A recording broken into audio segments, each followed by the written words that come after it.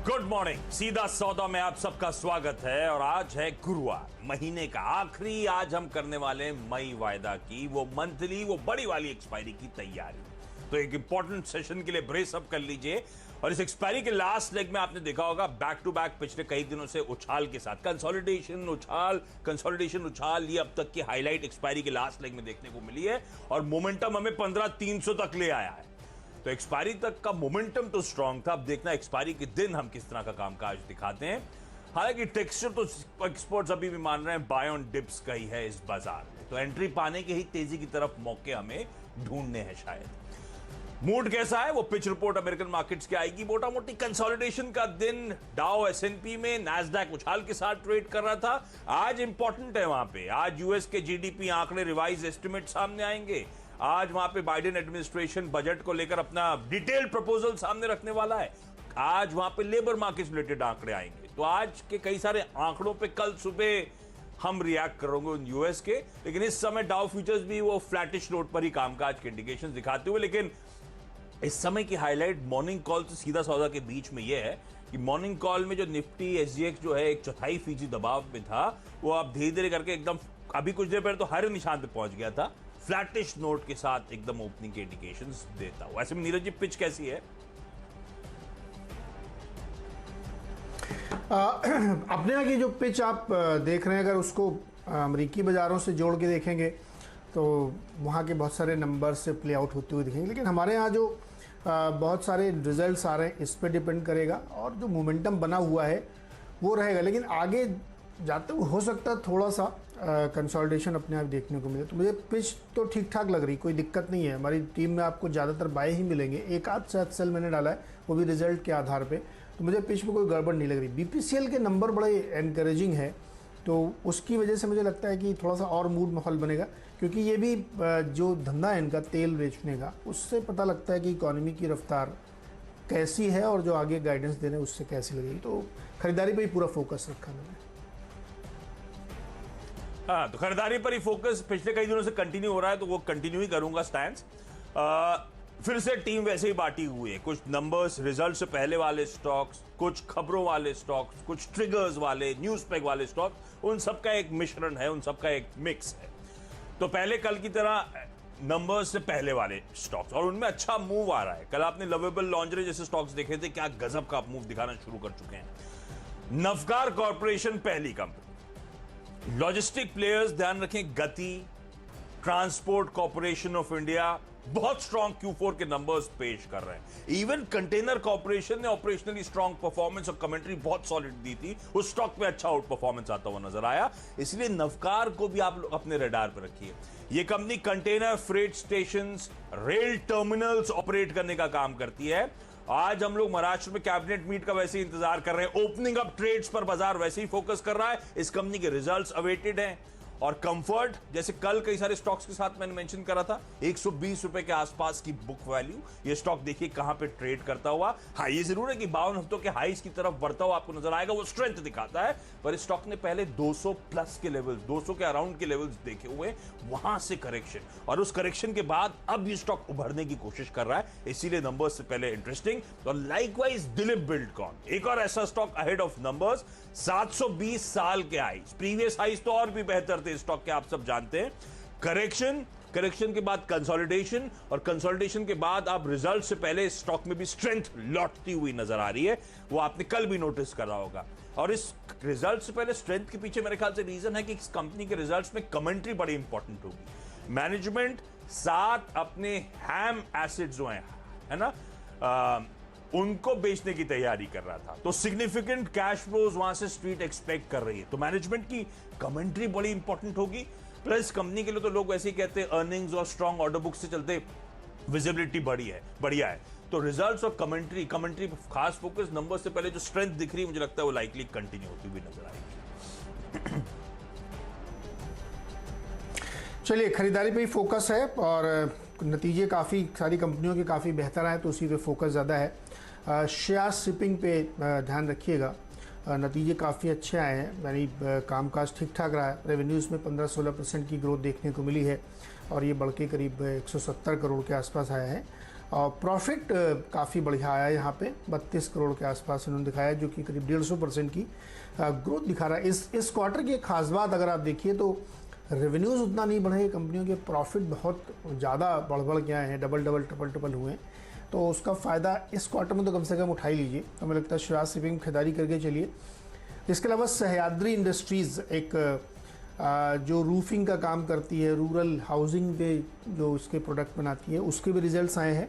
92% growth हुई है revenues में, 134 करोड़, और प्रॉफिट 2.5 गुना बढ़ के 17 करोड़ हुआ है 4-4.5 करोड़ से। तो इसमें भी काफ़ी अच्छी ग्रोथ देखने को मिल रही है, इसमें खरीदारी करिए। और इसी की एक पेयर ग्रुप की कंपनी है विसाका इंडस्ट्रीज़। इसमें रिजल्ट नहीं आया, लेकिन ये कई सारी खबरें आई। इन्होंने अपने आप को मल्टीपल बिजनेस में डाइवर्सिफाई किया। इनकी एक चेन है ऑटम लाइफ करके, जिसमें ये होम यही प्रोडक्ट बेचते हैं जितने। अब उसमें इन्होंने कुछ इलेक्ट्रिक चार्जिंग का एक नया काम शुरू किया है, ऑटम चार्ज के नाम से। सेल्फ चार्जिंग वाले बहुत सारे ये पूरे देश में खोलेंगे। 10 करीब नए ऑटम लाइफ के बड़े स्टोर्स खोल रहे हैं। ये मेगा जिसको कहते हैं बिल्डिंग मटेरियल स्टोर्स होंगे। उसमें कुछ नए इको फ्रेंडली प्रोडक्ट ये लॉन्च कर रहे हैं, जिसमें सोलर रूफ टॉप होगा, कई सारे एरियल प्रोडक्ट्स होंगे, कुछ कंज्यूमेबल प्रोडक्ट्स होंगे, कुछ एग्री प्रोडक्ट्स होंगे। तो इस तरीके से बड़ा बिजनेस एक्सपेंशन का प्लान है। तो मुझे लगता है विशाखा में भी नज़र रखनी चाहिए, एक बेहतर प्ले यहाँ पे दिख रहा है। ओके, अगले जो स्टॉक्स हैं सब बाय कॉल्स वैसे ही बने हुए हैं, और मिड कैप्स पे ज्यादा, मिड कैप स्मॉल कैप्स पे उस पॉकेट में आउट परफॉर्मेंस यूएस में भी नजर आ रहा है। मुझे लगता है यहां पे भी यही स्टोरी होगी। तो एक्सिस केज टेक्नोलॉजीज रडार पे इसीलिए आया क्योंकि प्रमोटर्स ने गिरवी रखे शेयर्स छुड़ाए हैं। 15-15.5 लाख शेयर्स कल बाजार खुलने के बाद प्रेस रिलीज होने की खबर आती हुई। ये स्टॉक ने पहले 350 तक के लेवल्स देखे हुए हैं। 80-81 के लेवल्स पे इस समय आपको खड़ा हुआ नजर आएगा। तो बहुत तगड़ा करेक्शन झेला है। 300 करोड़ का मार्केट कैप, प्रमोटर्स का 68% स्टेक। यूएस में आज वो डिटेल्ड बजट सामने आना है जिसमें डिफेंस पे खास फोकस होगा, और ये कंपनी टेक्नोलॉजी सॉल्यूशन प्रोवाइड करती है aerospace, defence, heavy engineering, automotive space के लिए। अच्छी खबर और कंपनी बढ़िया है। लेट्स से कि आज ट्रेडिंग का मन बन रहा है। डेटामेटिक्स ग्लोबल एक और अच्छी कंपनी, स्ट्रॉन्ग Q4 के नंबर्स थे। इस स्टॉक का ध्यान रखें, ईयर हाइज ही 151 के आसपास के हैं, तो बिल्कुल ईयर हाइज की तरफ बढ़ रही है। और ये जो जोन जिस पे बढ़ रही है 150-160 का, एक बार इसे ब्रीच करा, एक बार इसे तोड़ा तो वो कहते हैं ना ब्लू स्काई टेरिटरी, ये स्टॉक उस पे पहुंचता हुआ नजर आएगा। 800-850 करोड़ का मार्केट कैप, प्रमोटर्स का 74% से ज्यादा का स्टेक। और कल जस्ट बाजार बंद होते होते मेरे ख्याल से एक्सचेंजेस पे 326, 327 पे इस कंपनी के रिजल्ट्स आए थे। इसको मैं ट्रैक करता हूं, इसीलिए रेवेन्यूज फ्लैटिश थे। नंबर्स इसीलिए मेंशन कर रहा हूं क्योंकि प्रॉफिटेबिलिटी में 3-4 करोड़ के सामने 28-29 करोड़ रुपए का प्रॉफिट्स में क्वांटम जंप था। ऑपरेशनली स्ट्रॉन्ग परफॉर्मेंस था। ₹1.90 का ईपीएस बढ़कर क्वार्टर का ₹4.80, ₹4.90 पे पहुंचता हुआ। तो नंबर्स स्ट्रॉन्ग थे। बाजार बंद होते तो नंबर्स आए एकदम 2-3 मिनट पहले ही। तो मुझे लगता है शायद आज अच्छा रिएक्शन दिखाने को मिले। और पांचवी कंपनी जो है इस पूरे हफ्ते, क्योंकि सोमवार को लिया था तब मैंने कहा था रखूंगा टीम में, भारत पेरेंटरल्स। आप में से कुछ ही लोग एंटर कर पाए होंगे, लार्जली लोगों को मिस आउट कर रहा होगा क्योंकि ये company circuit to circuit move कर रही है, लेकिन क्योंकि प्रॉमिस किया था हर दिन रखा है। इस कंपनी को में फाविपिराविर ओरल सस्पेंशन के जो वो मंजूरी मिली उसको मैन्युफैक्चर और मार्केट करने के लिए, उसके चलते छोटी कंपनी आजकल चौके चक्के लगा रही है। तो हो सकता है आपको आज भी एंट्री ना मिले, उसके लिए सॉरी। एक आध टीम में मेरे लिए छोड़ दिया करिए, नीरज जी के सामने थोड़ा इज्जतदार टोटल बनाने के लिए शाम तक, तो ये शायद उसके लिए भी, और जिन्होंने एंट्री करी उनके लिए आज प्रॉमिस मेंटेन करना था, इसलिए भारत पेरेंटरल्स। चलिए, मेरा अगला चौथा स्टॉक है मणप्पुरम फाइनेंस, और इसमें मेरी सेल कॉल है। नतीजों के बाद इसका एक नंबर जो है मुझे नहीं अच्छा लग रहा, नहीं पसंद आ रहा। 404 करोड़ का गोल्ड ऑक्शन हुआ है। पिछले 9 महीनों में सिर्फ 8 करोड़ का था, और बहुत ये दर्शाता है कि शायद डिफ़ॉल्ट बढ़े हैं। वो नंबर में दिख रहा है इनका जो NPA 1.9% हो गया ग्रॉस लेवल पे, और 1.3 से बढ़ के, तो शायद थोड़ी दिक्कत है इसके लिए आगे और बढ़ सकती है। और मुझे इस नंबर की वजह से लग रहा है कि मणप्पुरम फाइनेंस में आगे प्रॉब्लम हो सकती है, क्योंकि गोल्ड की कीमतें बढ़ रही हैं, इसके बावजूद अगर डिफ़ॉल्ट हो रहे हैं तो एक मुश्किल भरा काम हो सकता है। सेल कॉल होगी इसीलिए। हिंदुस्तान कंपोजिट के नंबर अच्छे हैं, 30-40% करीब इनकी रेवेन्यू ग्रोथ दिख रही है, 125% प्रॉफिट दिख रहा है, EPS भी डबल से ज़्यादा हो गया है, तो मुझे लगता है इसमें खरीदारी की जा सकती है। डिपेंडेबल की बारी आशीष। डिपेंडेबल के तौर पे नीरज जी इन्फो एज तो वैल्यू अनलॉकिंग की स्टोरी है बेसिकली, और बढ़िया मूव की शुरुआत कल स्टॉक ने दिखाई है। कल मेरे ख्याल से 3-4% का उछाल देखने को मिला था, हालांकि हाईज ईयर के 5800 5900 के आसपास है। कल के मूव के बावजूद अभी इस समय 4500 के लेवल्स पे खड़ा हुआ है, 1314 रुपए ऑफ हाईज इस समय कामकाज करता हुआ। और अब जोमैटो के आईपीओ का रिवर्स काउंटडाउन शुरू हो चुका है। मेरे ख्याल से 7,500 करोड़ रुपए जोमैटो को जुटाने की तैयारी कर रही है, और उसका 10% यानी कि 750 करोड़ रुपए ये कंपनी अपने शेयर्स ऑफलोड करेगी ऑफर फॉर सेल के जरिए। तो उस वैल्यू अनलॉकिंग से पहले अब मूव आना शुरू है, मुझे लगता है बहुत लाइकली मूव सस्टेन करेगा। अब टाइम नहीं कर सकता कल के अप मूव के बाद आज फिर वो अप मूव कंटिन्यू करेगा, या आज कंसोलिडेशन, कल वो वापस मोमेंटम आएगा, पर स्टॉक को अडॉप्ट रखेंगे। एक तो जोमैटो की स्टोरी, दूसरी पॉलिसी बाजार में अगर कोई भी वैल्यू अनलॉकिंग इस करंट कैलेंडर ईयर या करंट फाइनेंशियल ईयर में आती है तो वो दूसरा बड़ा ट्रिगर होगा कोई भी अनाउंसमेंट। मुझे लगता है जब तक जोमैटो खत्म नहीं तो तब तक उस तरह की कोई अनाउंसमेंट शायद सामने ना है, लेकिन इस स्टॉक में जो मूव आना शुरू है उससे भरोसा बढ़ रहा है कि शायद अब इवेंचुअली वो आईपीओ से पहले का मूव आपको आपकी स्क्रीन पे नजर आएगा।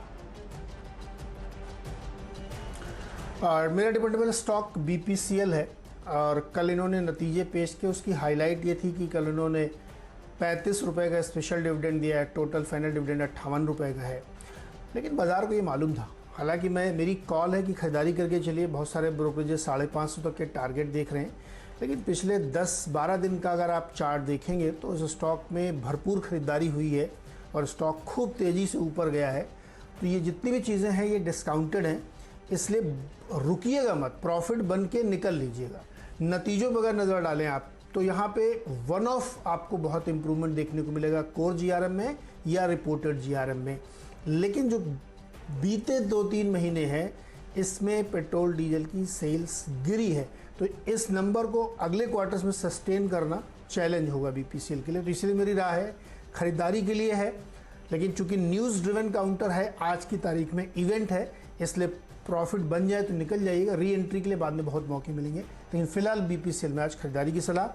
छोटा सा ब्रेक से लौट के आएंगे तो फ्री हिट और पिंच हिटर्स। स्वागत है एक बार फिर से आपका सीधा सौदा में, और अब बारी है बीच के 2 खिलाड़ी फ्री हिट और पिंच हिटर की। और फ्री हिट के तौर पर हमने लिया है D-Link, और D-Link को इसलिए लिया है क्योंकि इसी हफ्ते परसों इसके रिजल्ट्स आने, और मुझे उम्मीद है कि नतीजे बहुत बढ़िया आएंगे, क्योंकि जितने भी अब तक रिजल्ट्स इस सेगमेंट के आए हैं, चाहे वो आप तेजस के देख लीजिए या आज डिक्सन के भी नतीजे आए हैं, सारे नतीजे इसलिए अच्छे आ रहे हैं क्योंकि ये सेगमेंट जो है आउट परफॉर्म करता हुआ दिखा है। बहुत मल्टीपल रीज़न है, वर्क फ्रॉम होम चल रहा है तो इक्विपमेंट बहुत बिक रहे हैं, PLI स्कीम लगाई गई थी उसकी वजह से इसमें बहुत तेज़ी देखने को मिल रही है, और ये सारे स्टॉक वो हैं जो तीसरी तिमाही से ही आउट परफॉर्म करना शुरू कर चुके थे, क्योंकि पिछला पूरा साल इनके लिए बहुत बढ़िया गया था। तेजस ने तो बाईबैक भी कर लिया है अपना, तो मुझे लगता है इसमें खरीदारी करके चलिए, क्योंकि ये सेगमेंट ऐसा है जहाँ पे अभी ग्रोथ रुकने वाली नहीं है, तो इसमें फोकस करिए। नतीजों से पहले आपके पास बाइंग की बड़ी अच्छी अपॉर्चुनिटी है, तो मुझे लगता है कि इसलिए D-Link में आपको डेफिनेटली खरीदारी करके चलनी चाहिए। आखिरी जो अगला स्टॉक है वो एस्ट्रा माइक्रो है, रिजल्ट्स के आधार पर इसको लिया। रिजल्ट इसके बड़े इंप्रेसिव, हालांकि इसमें एक राइडर है मेरा, ये पहली बार शायद 139 के आसपास पहुंचा है ट्रेड करते हुए, तो अगर इसको ये ब्रीच कर ले जाता है, सस्टेन कर ले जाता है, तो फिर शायद ये लंबी जर्नी की तरफ निकलेगा। तो इसलिए आज का ट्रेडिंग टारगेट सिर्फ 145 का है, क्योंकि रिजल्ट्स बढ़िया, 41% की रेवेन्यू ग्रोथ, 162% की प्रॉफिट ग्रोथ है, तो अगर ये सस्टेन होता है तो इंटरेस्टिंग होगा, हमें खरीदारी करके चलना चाहिए। ठीक है, बढ़िया नीरज जी हाई स्पिरिट्स पे नजर आ रहे हैं, यानी कि बढ़िया लाइवली और चेयरफुल मूड है नीरज जी का। तो नीरज जी के लिए अगले 2 स्टॉक्स ग्लोबल स्पिरिट पहला, ये मैंने जब इससे पहले भी टीम में मेंशन करा है, पर ये चला नहीं है, वो फ्लैट 1-2 टका ज़्यादा से ज़्यादा। मार्च से अक्टूबर पिछले साल बहुत सॉलिड रेटिंग वो लॉकडाउन के समय स्टॉक में देखने को मिली थी, उस री रेटिंग के बाद अब लंबा कंसोलिडेशन है। मैं ऐसे ही मैंने थंगामाइल को भी मेंशन करा था, इसी तरह का कंसोलिडेशन 2021 में उस स्टॉक में देखने को मिला था, वो इवेंचुअली लकीली चल गया। अब मैं टाइम नहीं कर सकता, लेकिन ये स्टॉक है बड़ा अच्छा पोजीशन, बढ़िया 360 डिग्री मॉडल, बल्क में है, Indian made Indian liquor, Indian made foreign liquor, franchisee bottling, ये सब करने का काम करती है, और अप मूव आने चाहिए। यूनाइटेड स्पिरिट्स के नंबर्स के बाद भी मैं एक्सपेक्ट कर रहा था, लेकिन अब तक इस हफ्ते उस तरह के मूव्स आए ही नहीं है, तो देखते हैं। लेकिन रडा पे आज भी रख रहा हूं, पहली कंपनी ग्लोबल स्पिरिट्स हो गई, दूसरी सोम डिस्टिलरीज, साल के हाइज 51 के, यानी कि बहुत तगड़े मोमेंटम में ये स्टॉक आता हुआ। इनफैक्ट मेरे ख्याल से मई के महीने में शुरुआत तेजी की हुई थी 30 रुपए से और ये आके खड़ा हो गया 48 रुपए में। इस तरह की सॉलिड री-रेटिंग इस समय अंडरवे है। इस स्टॉक ने वैसे पहले 150 तक के हाइज देखे हुए हैं, तो ये भी अच्छा खासा मीनिंगफुली करेक्ट होके इस स्टॉक की बुक वैल्यू है 45 रुपए, उन्हीं लेवल्स पे खड़ा हुआ है। तो एक और ग्रोथ स्टॉक जो अपनी बुक वैल्यू पे अवेलेबल है, जैसे कि वो लवेबल लॉन्जरे की स्टोरी थी। बढ़िया पोर्टफोलियो है स्पिरिट्स का, बियर्स का, रेडी टू ड्रिंक ब्रांड्स का, और इसकी खैर वो फ्लैगशिप जो है हंटर बियर, वो तो खैर सब जानते होंगे, बड़ी स्ट्रॉन्ग बियर कैटेगरी में बड़ी फेमस वो ब्रांड है, फ्रंट रनर कहते हैं, फोर्ट है ना, वो है। तो ये दोनों ग्लोबल स्पिरिट्स और सोम डिस्टिलरीज आमतौर पर फ्राइडे को मेंशन करते थे, आज सोचा फ्राइडे से पहले एक्सपायरी कर देने, तो इन स्टॉक्स पे बातचीत करी जाए। कैश मार्केट के दोनों स्टॉक्स रेडा पे रखिएगा। क्विकली छोटा सा ब्रेक के उस पर आखिरी के 2 स्टॉक्स और टीम्स का एक क्विक रैप अप भी।